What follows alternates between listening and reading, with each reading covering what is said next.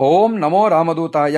శ్రీ పరాభవనామ సంవత్సరంలో కుంభరాశి వారి ఫలితాల గురించి తెలుసుకుందాం. గురువు సంవత్సరాది నుండి 31 మే వరకు 5లో ఉండడం చేత వృత్తియందు అభివృద్ధి, కీర్తి, సంపద వృద్ధి, కుటుంబ సౌఖ్యము, సుజన మిత్రుత్వము, అధికారుల వల్ల కార్యానుకూలత, భూ గృహలాభాలు కలగవచ్చును. జూన్ 1 నుండి అక్టోబర్ 30 వరకు తిరిగి జనవరి 25, 2027 నుండి సంవత్సరాంతం వరకు 6వ స్థానంలో ఉండడం చేత చాలా బాధాకరములు, భార్యాపుత్ర విరోధములు, రాజచోర అగ్నిబాధలు, శత్రుపీడ కలగవచ్చును. అక్టోబర్ 31 నుండి జనవరి 24, 2027 వరకు 7వ స్థానంలో ఉండడం చేత శుభకార్యాచరణము, ఉల్లాసవంతమైనటువంటి ప్రయాణాలు, ప్రముఖ వ్యక్తులతో కలయిక, కీర్తి, వ్యవహార జయము, ఆరోగ్యము కలగవచ్చును.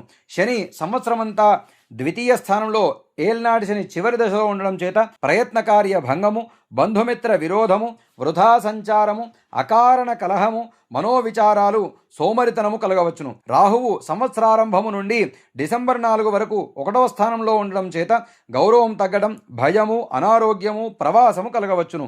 డిసెంబర్ 5, 2026 నుండి సంవత్సరాంతం వరకు 12వ స్థానంలో ఉండడం చేత కార్య విఘ్నములు, ప్రవాసము, నేత్రబాధ, మృత్యుమూలక నష్టము, వృధా వ్యయము, దుర్వార్తాశ్రవణము కలగవచ్చును. కేతువు సంవత్సరాది నుండి డిసెంబర్ 4 వరకు 7వ స్థానంలో ఉండడం చేత శత్రుబాధలు, వృధా సంచారము, సోదరమిత్ర విరోధములు, కృషి వల్ల స్వల్ప ఫలము కలగవచ్చును.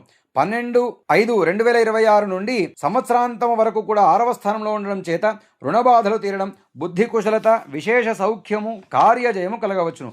కావున ఈ రాశివారు గురు, శని, రాహువుల జపములు ఆచరించి శనగలు, నువ్వులు, మినుములు దానములు ఇస్తే శుభ ఫలితాలను కలుగును.